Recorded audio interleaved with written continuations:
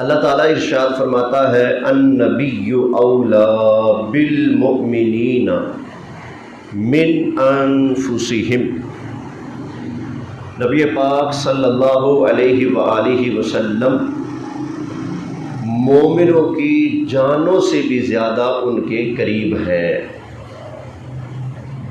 لفظ اولا بمعنی اقرب ہے، اقرب میں کہتے ہیں جو سب سے زیادہ قریبی ہو، اقرب۔ خود دارالعلوم دیوبند کے بانی مولوی محمد قاسم نانوتوی نے اپنی کتاب تحذیر الناس کے اندر لکھا ہے کہ یہاں پر اولا بمعنی اقرب ہے، اور آیت کا معنی یہ ہے کہ نبی کریم صلی اللہ علیہ وآلہ وسلم مومنوں کی جانوں سے بھی زیادہ اقرب ہے، مومنوں کی جانوں سے بھی زیادہ ان کے قریب ہے۔ دوسرا معنی اس آیت کا یہ بھی ہے ان لفظوں کا کہ ہماری جان کا ہمارے اوپر اتنا حق نہیں ہے جتنا نبی کریم صلی اللہ علیہ وآلہ وسلم کا ہمارے اوپر حق ہے۔ سادے لفظوں میں یوں سمجھے، ہماری جان کا ہمارے اوپر اتنا حق نہیں جتنا نبی کریم علیہ السلام کا ہمارے اوپر حق ہے۔ مثال کے طور پر وقت آنے پر ہم اپنی جان نبی کریم علیہ السلام کے نام پر قربان کر دیں گے، لیکن کوئی ایسا مسلمان نہیں ہے جو یہ سوچ رکھتا ہو کہ میں اپنی جان کی خاطر نبی کریم علیہ السلام کو قربان کر دوں گا، ان کو چھوڑ دوں گا۔ ایسا ہے کوئی؟ وہ تو بدبخت ہی ہوگا نا جو ایسا سوچے۔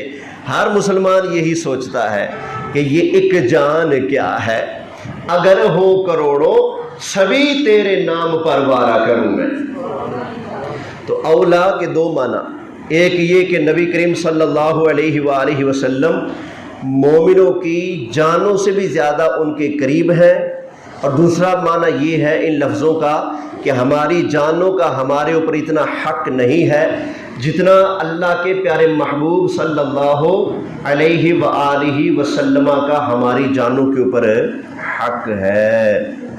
اور اتنا حق ہے، علماء نے محدثین نے لکھا ہے کہ جتنے بھی انسان ہیں نا، یہ سب کے سب نبی کریم علیہ السلام کے سامنے اس حیثیت سے ہیں جیسے ایک غلام آقا کے سامنے ہوتا ہے۔ آقا جب چاہے غلام کو آزاد کرے، جب چاہے غلام کو کسی کام میں لگا دے، اور جب چاہے غلام کو آگے کسی کے فروخت بھی کر سکتا ہے۔ بالکل اسی طرح ساری امت نبی کریم علیہ السلام کی رعایا ہے، حضور آقا ہیں، ہم نوکر ہیں، وہ ہمارے سردار ہیں۔ ساری امت نبی کریم علیہ السلام کے سامنے ایسے ہے جیسے آقا کے آگے غلام ہوا کرتا ہے۔ اور جو شخص، علماء محدثین نے لکھا، جو بندہ اس فکر اور سوچ کا مالک نہیں ہے وہ ایمان کی حلاوت اور مٹھاس کو پا نہیں سکتا۔ جب تک وہ اپنی جان سے بڑھ کر، ہر چیز سے بڑھ کر نبی کریم صلی اللہ علیہ وآلہ وسلم کو نہیں سمجھتا، وہ ایمان کی مٹھاس کو پا نہیں سکتا۔ اگلے الفاظ پر گفتگو کرنے سے پہلے ایک روایت سن لیجئے۔ امیر المومنین حضرت سیدنا عمر بن خطاب رضی اللہ تعالی عنہ نبی کریم صلی اللہ علیہ وآلہ وسلم کی بارگاہ میں آ کر عرض کرنے لگے، یا رسول اللہ صلی اللہ علیہ وسلم، میں آپ سے بڑی محبت کرتا ہوں، بڑی محبت کرتا ہوں۔ آقا، یہ جو دو کندھوں کے درمیان میری جان ہے، اس جان کے علاوہ باقی ہر چیز سے بڑھ کر میں آپ کو چاہتا ہوں۔ آقا علیہ السلام نے فرمایا، نہیں، ابھی تم پھر پورے کامل مسلمان نہیں ہوئے ہو۔ کامل تو وہ ہے جو مجھے اپنی جان سے بھی بڑھ کر چاہے۔ تو عرض کی، آقا اللہ کی قسم ہے، اب میں آپ کو اپنی جان سے بھی بڑھ کر چاہتا ہوں، سب سے بڑھ کر۔ تو نبی کریم علیہ السلام نے فرمایا، آل آن، فرمایا ہاں، ہون گل بنی ہے۔ تو پتہ چلا ایمان کی مٹھاس اور حلاوت وہی پاتا ہے، کامل ایمان اسی کا ہے جو نبی کریم علیہ السلام کو اپنے تن من دھن تمام اعزا اقربا دوست احباب رشتہ دار حتیٰ کہ والدین اپنے بیوی بچوں ہر چیز سے بڑھ کر جو نبی کریم علیہ السلام سے چاہت پیار الفت محبت نہیں رکھتا وہ یہ مٹھاس ایمان کی نہیں پا سکتا. یہ مٹھاس یہ لذت یہ سواد اسی کو نصیب ہوتا ہے جو ہر چیز سے بڑھ کر نبی کریم علیہ السلام سے محبت کرنے والا ہوتا ہے. بلند آواز سے فرمائیے. خیر اللہ کیا فرماتا ہے؟ النبی اولا بالمؤمنین من انفسہم.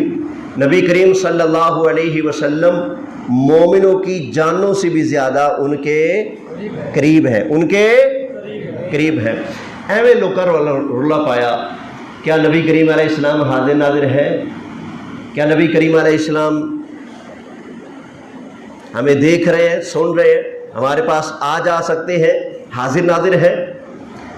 وہ کہتا ہوں یار تم اپنے آپ کے اوپر غور کر لو. اگر تم مومن ہو تو وہ مومنوں کی جانوں سے قریب ہے. اگر تم بے ایمان ہو تو پھر تم اس بحث میں پڑھنے کی ضرورت ہی نہیں. ہم خود ہی مان لیں کہ وہ تمہارے قریب نہیں ہے کیونکہ وہ مومنوں کے قریب ہے. کن کے قریب ہے؟ بولے آہا. اللہ تعالیٰ نے ارشاد فرمایا النبی اولا بالمؤمنین من انفسہم وازواجہ امہاتہم. نبی پاک صلی اللہ علیہ وسلم مومنوں کی جانوں سے زیادہ قریب ہیں. اللہ اکبر. اور آگے فرمایا وازواجہ امہاتہم. نبی پاک صلی اللہ علیہ وآلہ وسلم کی ازواج مطہرات آقا علیہ الصلوۃ والسلام کی بیویاں گھر والیاں محترمہ وہ کیا ہیں؟ فرمایا وہ مومنوں کی مائیں ہیں. کیا ہے؟ مومنوں کی اونچی آواز سے سب مانتے ہیں نا؟ گواہی دیتے جائیں. حضرت خدیجۃ الکبریٰ ہماری بولے حضرت خدیجۃ الکبریٰ ہماری، حضرت عائشہ صدیقہ ہماری، حضرت حفصہ بنت عمر ہماری، حضرت ام سلمہ ہماری، حضرت جویریہ ہماری. جتنی بھی نبی کریم علیہ السلام کی زوجائیں ہیں ازواج مطہرات ہیں وہ ساری کی ساری کیا ہیں؟ ہماری. ان کا ادب ہمارے اوپر ایسے لازم ہے جیسے ایک ماں کا ادب بچے کے اوپر لازم ہوتا ہے، اولاد کے اوپر لازم ہوتا ہے. لیکن ہائے افسوس بدبختی اور محرومی کئی لوگوں کی ہے جو اس ماں کا تو ادب کرتے ہیں جس سے پیدا ہوئے، لیکن اس ماں کا حیا نہیں کرتے جن کو قرآن نے ماں کا ٹائٹل دیا ہے. اس ماں کا حیا نہیں کرتے، گالیاں دیتے، برا بلا کہتے ہیں، جہنمی کہتے ہیں، ان کے ایمان کو چیلنج کرتے ہیں. حسن اللہ یاری وہ کہتا ہے ابو بکر صدیق، وہ صدیق تو نہیں کہتا، یہ تو میں کہہ رہا ہوں. وہ کہتے ہیں ابو بکر عمر عائشہ حفصہ ان کا مسلمان ہونا ثابت کر دو، میرا نام چینج کر دو. قرآن ان کا ادب و احترام اور ان کا مقام و مرتبہ ہمارے لیے ایسے بیان فرماتا ہے کہ وہ تمہاری مائیں ہیں، وہ تمہاری. یہ ابھی ایمان تولتا پھر رہا ہے اور قرآن ان کو کن کی مائیں قرار دیتا ہے؟ مومنوں کی ماں. کن کی ماں؟ مومنوں کی ماں. تو پتہ چلا جو مومن ہوگا وہی ماں مانے گا، جو مومن ہوگا وہی حیا کرے گا. جو ان ماؤں کا حیا نہیں کرتا وہ خود اندر کا بے ایمان منافق ہے، کافر ہے. سمجھ آ گئی نا؟ وہ خود اپنے ایمان کی خیر منائے جو ان کے ایمان پر بات کرتا ہے. اچھا ایک اور بات بھی بہت ضروری ہے. ضروری نہیں کہ آپ سب میری اس بات کو قبول فرمائیں، لیکن اس بات کا اعلان کرنا میرا ذمہ ہے، میرا فرض ہے. کیا ابھی ایران کا لیڈر مرا، خامنائی، یہ نام تھا نا اس کا، آیت اللہ خامنائی مرا. تو اس کے مرنے پر ہمارے پاکستان میں کئی پیر غائبانہ جنازہ پڑھا رہے ہیں، کئی مولوی صاحبان غائبانہ جنازہ پڑھا رہے ہیں اور اس کے مرنے پر افسوس کر رہے ہیں. وہ کہہ رہے ہائے ایک ہی لڑ رہا تھا وہ بھی چلا گیا. بڑا افسوس کر رہے ہیں. کئیوں کے منہ لٹکے ہوئے, کئی پریشان ہیں کہ ہائے مر گیا, ہائے وہ چلا گیا. کچھ نے تو کہا کہ ہم یتیم ہو گئے. بس بندہ یتیم تب ہوتا ہے جب ابا مرتا ہے. اس کا مطلب ہے وہ خامنہی کو اپنا ابا مانتے ہیں, جو کہتے ہیں کہ آج ہم کیا ہو گئے. وہ پیر شمس الرحمان مشہدی ہے, وہ اس نے لکھا ہوا تھا کہ ہم یتیم ہو گئے. میں نے کہا بالکل جی, ابا مرے تو بندہ یتیم ہی ہوتا ہے. چندے سنیوں کے لیتے ہو, ابا ان کو مانا ہوا ہے. کوئی سمجھ آیا؟ چندے کہاں سے کھاتے ہیں پیر؟ ہاں جی, چندے سنیاں دے, کالا بکرا گھننا تے پیلا بکرا گھننا, وٹ والا میں دے کے دھوکہ دہی, عوام کو داؤ چکر منافقت کر کے ان کے مال بٹورتے ہو سارا سال. اور جب ایمان اور عقیدے کی باری آتی ہے تو دوسرے پڑے میں جا کر کھڑے ہو جاتے ہو. تو سارا سال ادھر ہی مرو نا جدھر کی بولی باندھتے ہو. جن کو تم نے اپنا ابا مانا, انہی کے اولاد کے اندر ہمیشہ پورا سال کھڑے رہو نا.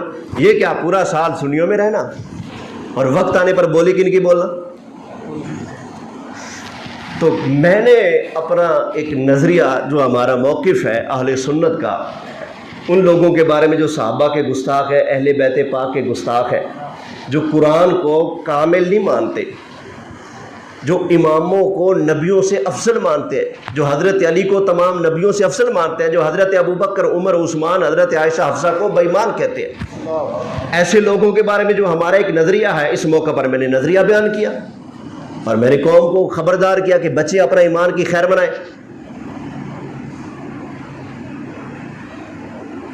تو میں نے جو اپنا ایک منصبی میرا فرض تھا اس کو میں نے ادا کیا. تو کئی لوگوں نے کہا جی وہ نرمی کرنی چاہیے. اس موقع پر جب قوم جنگ کے دہانے پر کھڑی ہے, آپ کو اس طرح کا بیان نہیں دینا چاہیے, یہ نرمی ہے. میں نے کہا جو آپ اسے مشورہ دے رہے ہو وہ نرمی نہیں, وہ بغیرتی ہے. نرمی اور بغیرتی میں فرق ہوتا ہے, سمجھ آ گئی نا. آپ کا نقصان کرنے والا بندہ کوئی آ جائے, آپ اس کو معاف کر کے کھانا کھلائیں, پانی پلائیں, یہ آپ کی نرمی ہے. آپ کے باپ کو گالیاں دینے والا آیا, آپ عزت سے اس کو اپنے پاس بٹھائیں, یہ بغیرتی ہے. آپ کا دشمن آیا, آپ اپنے پاس بٹھائیں, اپنی کرسی چھوڑے اس کو ساتھ بٹھائیں, اس کو کھانا کھلائیں, پانی پلائیں, ضرورت ہو تو بستر دے, تکیہ دے, سب کچھ اس کو مہیا کرے. آپ کا دشمن ہے نا, یہ کریں, یہ نرمی ہے, یہ مہربانی ہے, یہ آپ کر سکتے ہیں, کریں. لیکن آپ کے نبی کو گالی دے کر آپ کے پاس ہے اور آپ نرمی سے پیش آئے, اس کو نرمی نہیں کہا جاتا, اس کو بغیرتی کہا جاتا ہے. اس کو کیا کہا جاتا ہے؟ بولے حضرت ابوبکر صدیق کو گالیاں دیتا دیتا مر جائے, وہ نرمی کا حقدار ہے کیا؟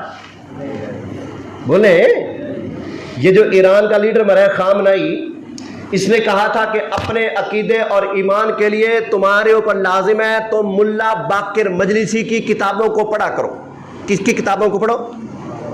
ایران کا لیڈر اعلان کرتا ہے کہ تم اپنے عقیدے اور ایمان کے لیے کس کی کتابیں پڑھو؟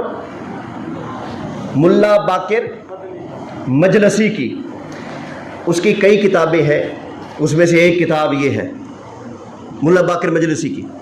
ان کا لیڈر قوم کو کہتا ہے اینو منو, اس کو پڑھو. ہم نے پھر پڑھ کر دیکھا تاکہ پتہ چلے وہ جو کہتا ہے اس کو پڑھو, اس کے اندر کیا ہے. جو اس کے اندر ہوگا تو پھر اس کے اندر بھی ہوگا, جو اس کی دعوت دے رہا ہے. اس نے اس کتاب کو مانا تو پڑھنے کا کہہ رہا ہے نا. بولے بھائی میں لوگوں سے کہوں گا بخاری پڑھو, کیوں؟ بخاری میں مانتا ہوں. میں لوگوں سے کہوں گا قرآن پڑھو, کیوں؟ میں قرآن کو مانتا ہوں. میرا قرآن کے ایک ایک حرف پر عقیدہ ہے, ایمان ہے, سب کچھ اللہ کی طرف سے نازل کردہ ہے, سب کچھ برحق ہے. میں جس کو برحق مانتا ہوں, جس کے مطابق میرا عقیدہ ایمان ہے, میں وہی کتاب پڑھنے کا کہوں گا نا. بولے تو وہ خامنہی کہتا ہے کہ اس کتاب کو پڑھو, اور یہ وہ کتاب ہے جس کے اندر لکھا ہے کہ نبی کریم علیہ السلام کی وفات کے بعد 3 صحابہ مسلمان رہے, باقی سارے کافر ہو گئے. اب بتائیں جس بندے کا یہ عقیدہ ہے, کیا اس کے جنازے پڑھنے چاہیے؟ کیا اس کے مرنے پر منہ لٹکانا چاہیے؟ ہم کہتے ہیں وہ بھی ظالم, یہ بھی ظالم, 2 ظالم لڑ پڑے, چپ کر کے بیٹھے رہو. یہ رب کا قانون ہے. رب ایک ظالم کو دوسرے ظالم سے مرواتا ہے. یہ رب کا قانون ہے. تو ایک ظالم ہے شام کے اندر 1 2 یا 10 20 ہزار نہیں لاکھوں مسلمان اس ایرانی لیڈر نے قتل کروائے. ایران کے اندر جس کا نام ابو بکر ہے اس کو پکڑ کے آگ کے اندر جلا دیا, جس کا نام عمر ہے اس کو پکڑ کے مار دیا. اتنی سختی کی جاتی ہے ایران کے اندر سنیوں کے اوپر. جس کا نام حضرت ابو بکر کے نام پر وہ ایران میں جینے کا حق نہیں رکھتا, جس کا نام حضرت عمر کے نام پر وہ جینے کا حق نہیں رکھتا, جس کا نام حضرت عثمان کے نام پر وہ جینے کا حق نہیں رکھتا. 10 محرم کو باقاعدہ ایران کے اندر نماز کے اندر یہ دعا مانگی جاتی ہے, اللہم لعن علی ابی بکر و عمر و عائشہ و حفصہ و معاویہ و عثمان. یا اللہ تو لعنت کر معاذ اللہ استغفر اللہ ابو بکر پر, عمر پر, عثمان پر, حضرت عائشہ پر, حضرت حفصہ پر, حضرت امیر معاویہ کے اوپر. جہاں باقاعدہ صحابہ پر لعنت کی جاتی ہے, جہاں پر کتوں کے نام ابو بکر عمر رکھے جاتے ہیں ان کی توہین کرنے کے لیے, سمجھ آئی. تو وہ آدمی ایسا بدماش, مسلمانوں کا قاتل, صحابہ کا دشمن, وہ جب مرے تو اس کے مرنے کا افسوس ہونا چاہیے. بولے جنہوں نے افسوس کیا وہ دوبارہ کلمے پڑھے. جنہوں نے اس کے مرنے پر کہا نا ہم یتیم ہو گئے, وہ دوبارہ اسلام لائیں, دوبارہ ایمان لائیں, اپنے ایمان کی خیر منائیں. اس لیے کہ کسی بے ایمان کا افسوس کرنا جائز نہیں, کسی بے ایمان کے لیے بخشش کی دعا مانگنا جائز ہے. بے ایمان اگر زندہ ہے تو ہدایت کی دعا کر سکتے ہیں اس کے لیے, لیکن اگر بے ایمان کافر مر جائے تو اس کی بخشش کی دعا کر سکتے ہیں. بولے اعتبار نہیں ہوگا کئیوں کو. میں قرآن سناتا ہوں, میں قرآن سناتا ہوں تاکہ کوئی گفتگو کو چیلنج کرنے کی جرات نہ کر سکے, کوئی یہ نہ کہے کہ ایسے چھکے چوکے مارے. قرآن مجید فرقان حمید 13واں پارہ اللہ تعالیٰ ارشاد فرماتا ہے ما کان للنبی والذین آمنوا, نہ نبی کے لیے جائز نہ ایمان والوں کے لیے جائز کیا ان یستغفروا للمشرکین ولو کانوا اولی قربا, نہ نبی کے لیے جائز ہے نہ کسی مومن کے لیے جائز ہے کہ وہ کسی مشرک کے لیے بخشش کی دعا مانگے اگرچہ وہ ان کا قریبی رشتہ دار ہی کیوں نہ ہو.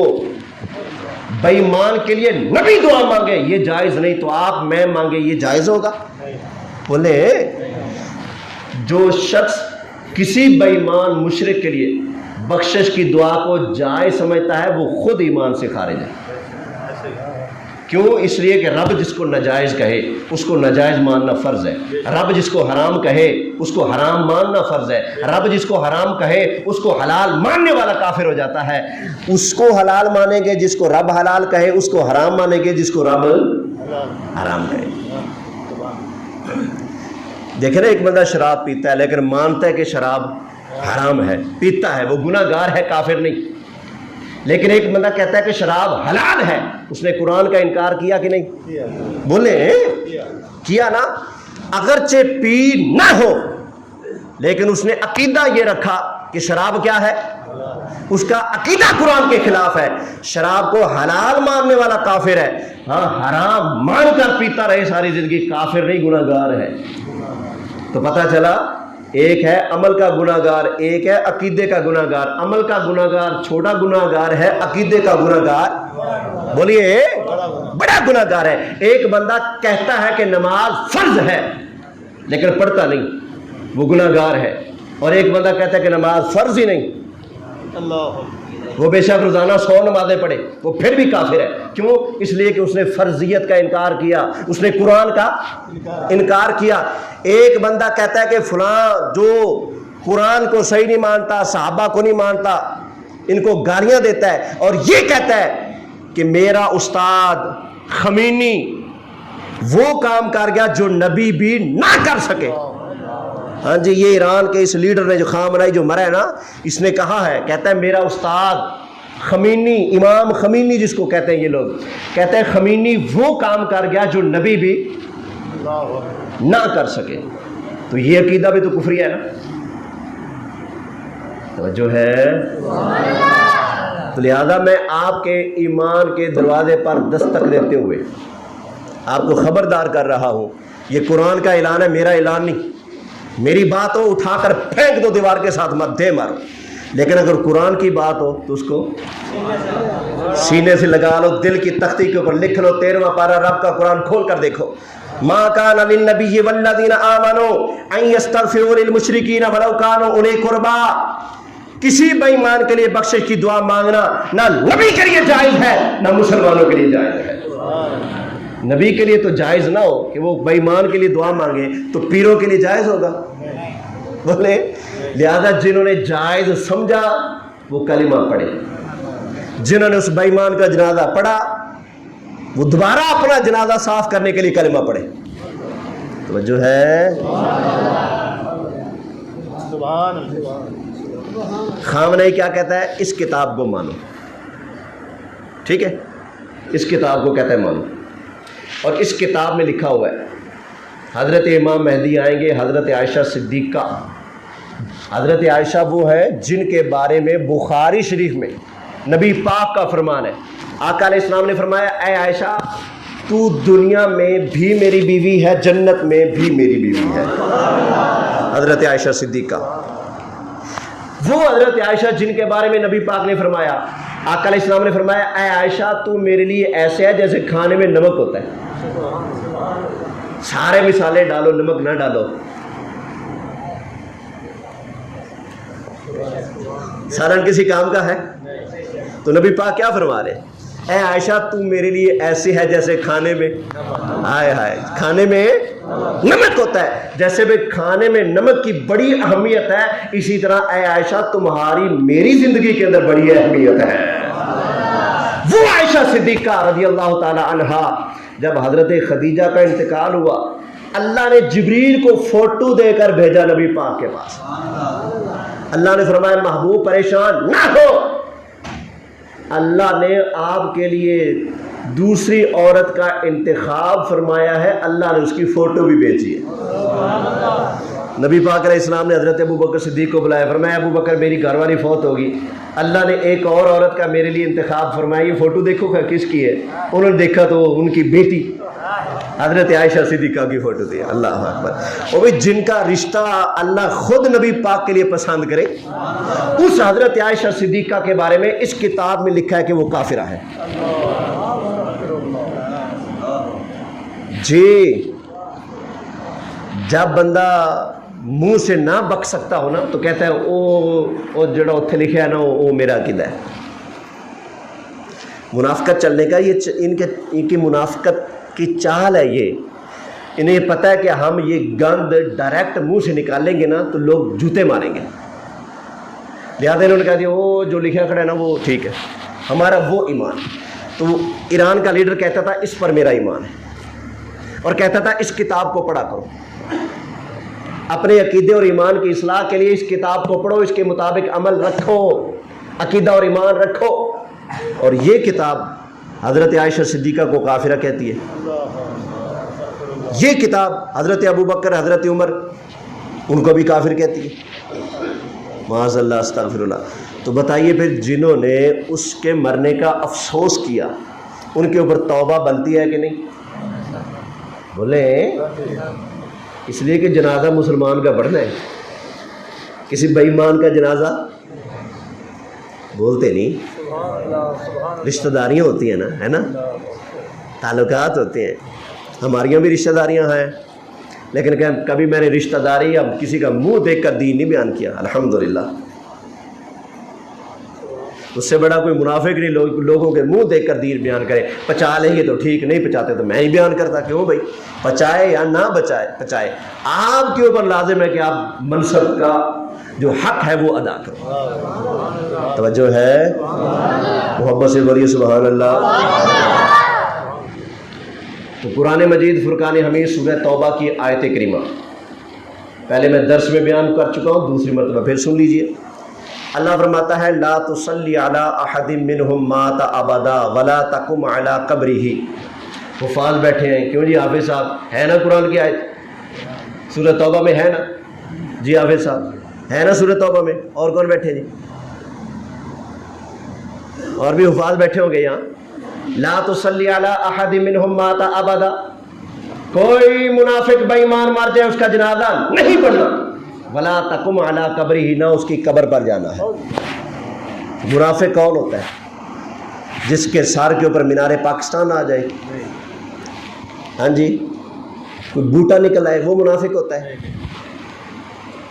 منافق بندہ کیسے بنتا ہے؟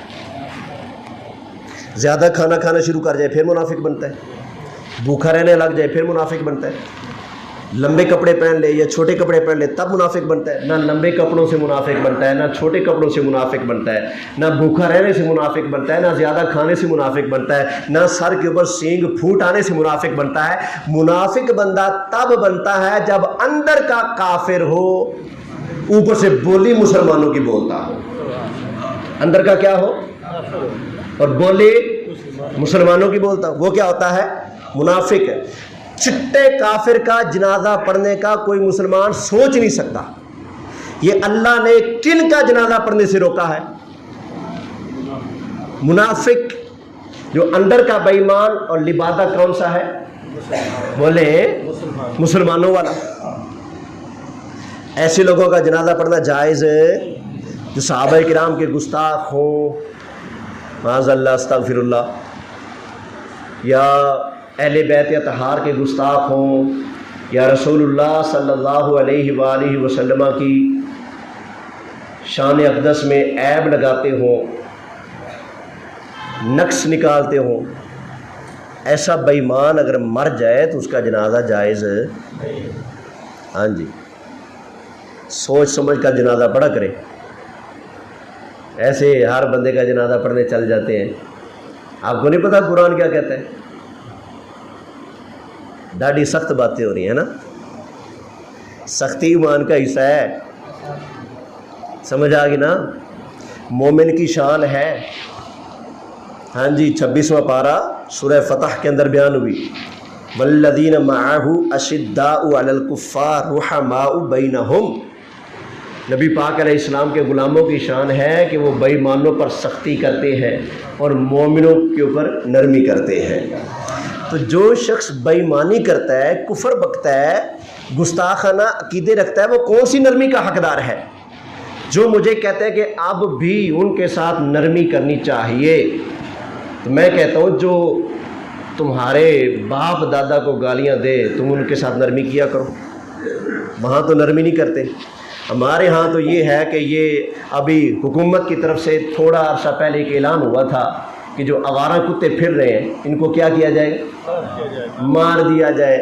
تو حاصل پور کی طرف کی بات ہے، ہمارے وہاں خالہ رہتی ہیں، تو ہمارے خالو آئے ہوئے تھے، وہ مجھے بتا رہے تھے کہ ہمارے گاؤں میں کتے مارتے مارتے نا، ایک دوسرے لفظوں میں کہہ لے کہ خاندانی کتا انہوں نے مار دیا، انہوں نے جا کر پرچہ کٹا دیا، وہ جا کر معافی مانگ رہے ہیں، بھائی معاف کر دو، غلطی ہوگی، ہمیں نہیں پتا یہ تمہارا کتا تھا۔ وہ کہتے ہیں نہ، ہمارے کتے کا مسئلہ ہے، تم نے ہمارا راکھی والا کتا مارا تو مارا کیوں؟ ہم تمہیں جیل کروائیں گے، ہم تمہیں سزا دلوائیں گے۔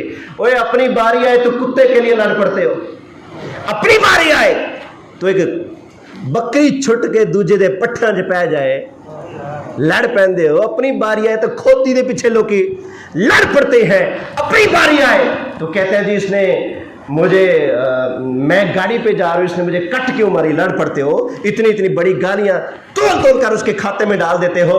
اپنی باری آئے تو کھنگورا کوئی تمہیں مار دے اس کے اوپر لڑ پڑتے ہو، تمہارا 10 منٹ نہر کا پانی کوئی کھا جائے وہاں لڑ پڑتے ہو، اور تمہاری گرم جوشی سبحان اللہ وہاں تمہارا خون بڑا جوش مارتا ہے۔ کیوں؟ اپنی جان پہ باری آ رہی ہے، اپنی عزت پہ باری آ گئی نا، اپنی جان کی باری آئی، اپنی عزت کی باری آئی، اپنی پگ کو پھینک پڑنے لگا، آپ کو جلال آ گیا، آپ کو غصہ آ گیا، لیکن تمہارا ایمان تب کیوں جواب دے جاتا ہے جب رسول اللہ کی عزت کی باری آتی ہے، جب صحابہ کی عزت کی باری آتی ہے، جب اہل بیت پاک کی عزت کی باری آتی ہے، ہم تمہیں کہتے ہیں خدا کا خوف کرو، شرم کرو، حیا کرو، ان لوگوں کے ساتھ تعلق مت رکھو جنہوں نے رسول اللہ کی شان کو عیب لگایا، ان کے جنازے مت پڑھو جنہوں نے صحابہ کو گالیاں دی، ان کے جنازے نہ پڑھو جنہوں نے نبی کی آل کو گالیاں دی ہیں۔ تب کہتے ہیں جی مولوی صاحب ہاتھ تھولا رکھو، یہ کون سا معیار ہے بھائی؟